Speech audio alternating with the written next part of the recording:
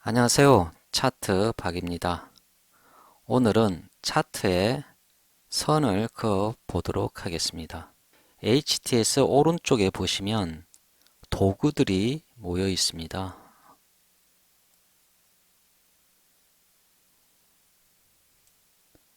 보이시죠?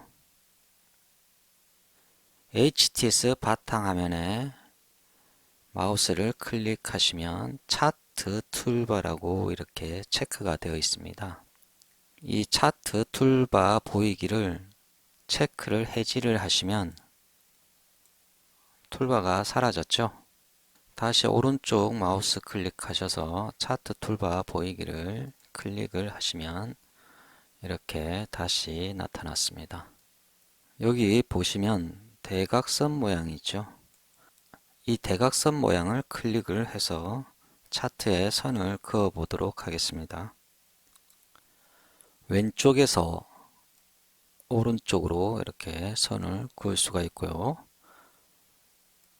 오른쪽에서 왼쪽으로 이렇게 선을 그을 수도 있습니다.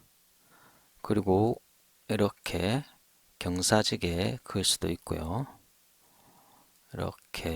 이렇게 선을 그을 수가 있습니다. 그리고 이 선을 삭제를 하려면 다시 도구바로 가서요. 여기 보시면 지우개가 있습니다. 이 지우개를 클릭을 하시면 금방 그었던 선들이 다 삭제가 됩니다. 한마디로 지우개입니다. 지우개 모양처럼 생겼죠? 그리고 지우개가 한 개가 더 있는데요. 이 지우개는 마지막에 그은 선 한 개씩 지우는 기능입니다. 한 개씩 지우는 기능이고요. 그 밑에 있는 지우개는 all이라고 적혀 있죠. 전부 다 지우는 그런 기능입니다. 지우개를 이용해서 다 지워 보도록 하겠습니다. 네, 다 사라졌습니다. 다시 선을 그어 보도록 하겠습니다.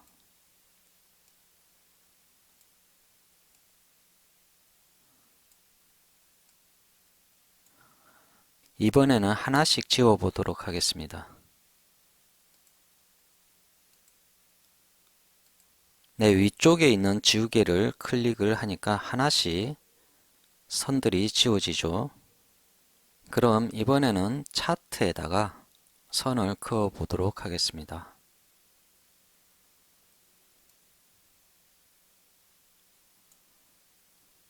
현재 보고 계시는 차트는 코스피 차트입니다. 오른쪽 도구 쪽에 보시면 위쪽에 보시면 전환이라고 있어요. 이 툴바에는 한 가지 도구만 있는 게 아니라 또 다른 도구가 있습니다. 여기를 누르시면은 또 다른 도구로 전환을 할 수가 있습니다. 한번 눌러 보도록 하겠습니다. 네, 다른 모양의 도구들이 나타났습니다. 여기서 이 모양을 클릭을 해 보도록 하겠습니다. 네, 제가 왜 이 모양을 클릭을 했냐면 설명을 드리기 위해서 클릭을 했습니다. 이렇게 드래그를 하면은 이렇게 원이 그려집니다. 그리고 마우스 오른쪽을 다시 클릭을 하면 해제가 됩니다. 그리고 다시 이 원을 클릭을 하면 색상 유형이 있습니다. 색상 유형에서 도형 내부 채우기에 클릭을 하시면 이렇게 도형이 색이 나타나는 걸 볼 수 있습니다. 다시 클릭을 해서 이번에는 색깔을 바꿔보도록 하겠습니다. 도형 내부 채우기에 체크를 하신 다음에 색상을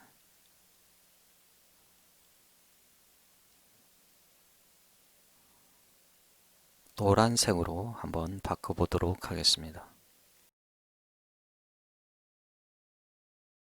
조금 더 연한 노란색으로 바꿔보도록 하겠습니다.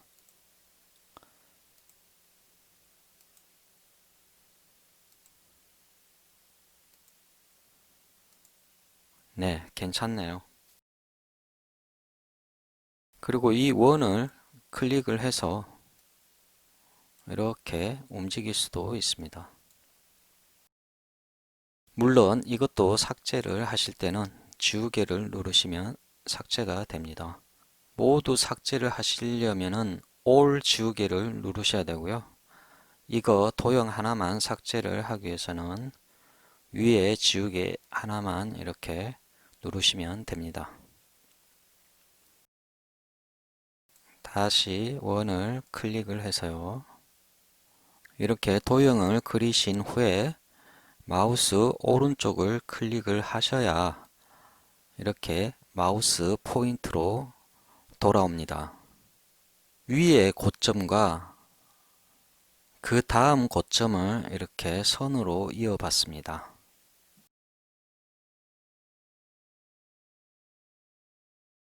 왜 이런 선이 필요하고 왜 이런 선을 긋느냐 하고 궁금해 하실 수 있을 것입니다. 주가가 이 선을 넘어서면 오른다 하는 생각이 있기 때문입니다. 그러면 왜 이 선을 넘어서면 주가가 올라갈까요? 첫 번째 고점에서 주식을 사신 분들은 이렇게 하락을 했기 때문에 다음 고점이 되면 팔고 싶어질 것입니다. 그리고 두 번째 고점에 주식을 사신 분들도 이렇게 하락을 했기 때문에 세 번째 고점이 오면 주식을 팔고 싶어질 것입니다.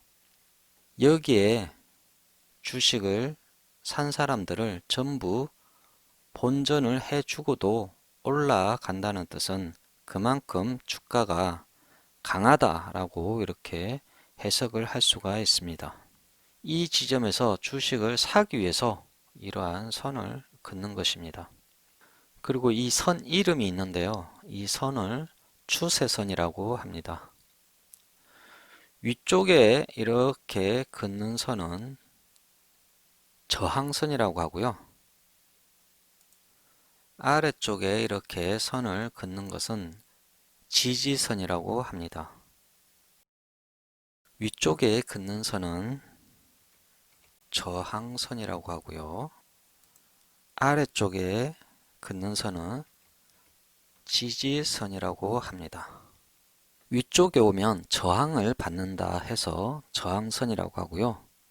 아래쪽으로 주가가 떨어지면 지지를 받는다 해서 지지선이라고 합니다. 이 아래쪽으로 주가가 떨어지면 싸니까 사겠다 하는 사람이 생길 것입니다. 그리고 다시 떨어지면 또 살려는 사람이 이렇게 생겼습니다. 그리고 또 다시 이렇게 내려오면 싸니까 더 올라갈 것이라고 생각하는 사람은 여기서 사겠죠. 주식이 싸니까 앞으로 더 올라갈 것이라고 생각하는 사람들은 이 밑에서 주식을 사려고 할 것입니다. 그래서 이 저점과 저점을 연결하는 이 선을 지지선이라고 하는 것입니다. 여기도 이렇게 선을 그을 수가 있을 것입니다. 싸니까 주식을 사려는 사람들이 여기서 생겼습니다. 그런데 주가가 이렇게 이 선을 뚫고 내려갑니다. 이 선을 뚫고 내려갈 때는 무언가 안 좋은 상황이 벌어져서 이 가격이 싸지 않다, 팔겠다 하는 사람들이 많이 생겨나면 주가는 이렇게 하락을 하는 것입니다. 그래서 이 지지선에서 주식을 이렇게 사다가도 이 지지선을 뚫고 아래쪽으로 하락을 할 경우에는 주식을 팔아야 합니다. 물론 코로나19 바이러스 때문에 이렇게 주가가 하락을 했지만 이 지지선에 대한 개념이 확실하게 공부가 되어 있었다면 이 지점에서 파셨겠죠.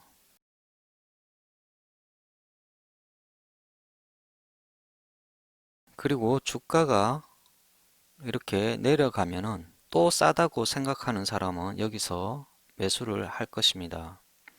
그리고 주가는 반등을 하고요. 그리고 다시 상황이 안 좋다고 생각하는 사람은 여기서 또 주식을 팔겠죠. 그래서 주가는 이렇게 내려갑니다. 그리고 바닥이라고 생각하는 사람은 또 여기서 사겠죠.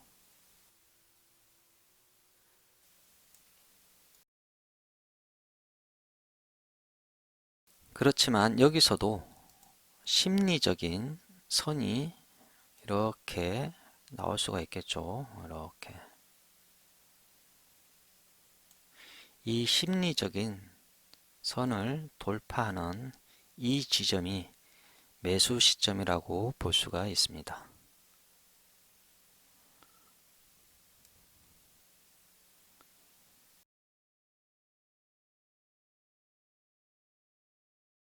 그리고 오르면서도 이 추세선을 그을 수가 있는데요.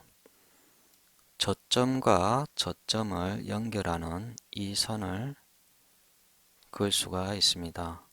이 심리적인 지점이 이렇게 무너지니까 지수가 크게 빠진 것입니다. 그리고 다음 또 추세가 생겼죠. 이때도 다시 저점과 저점을 연결을 해서 이렇게 선을 또 그을 수가 있습니다. 이 심리적인 이 지점이 무너지는 이 시점이 주식을 팔아야 되는 그런 시점이라고 볼 수가 있겠죠.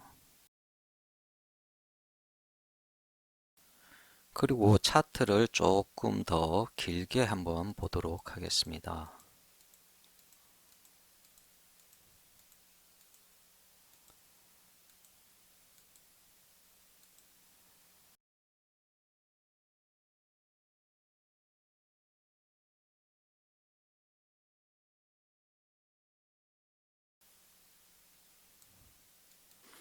그리고 추세선 끝쪽에 클릭을 하면 이 점이 보입니다. 이 점을 잡고 이렇게 쭉 드래그를 하시면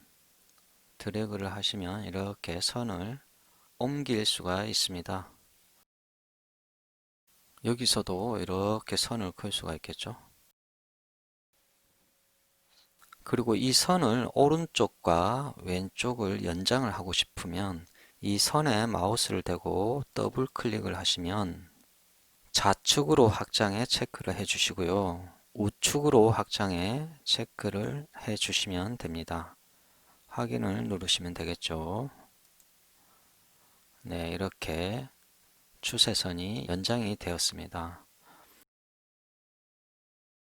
이렇게만 맞춰줘도 자동으로 이렇게 길게 이렇게 연장이 됩니다.